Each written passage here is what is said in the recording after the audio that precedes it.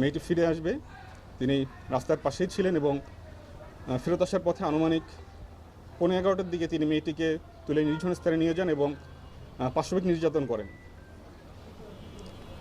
এবং নির্যাতনের এক পর্যায়ে তিনি মেয়েটি চিৎকার করলে তাকে মুখ এবং গলা চিপে তাকে হত্যা করেন।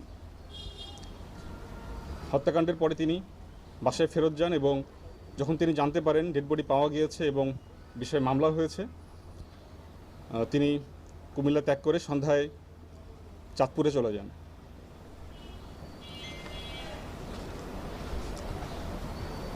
আমরা চাঁদপুর থেকে তাকে ধৃত করি। আমরা প্রাথমিকভাবে জানতে পেরেছি তিনি একজন মাদকসেবী। বাইরে তিনি টুকটাক রাজমিস্ত্রির কাজ করেন, জোগালির কাজ করেন এবং নিয়মিত তিনি গাঁজা সেবন করেন।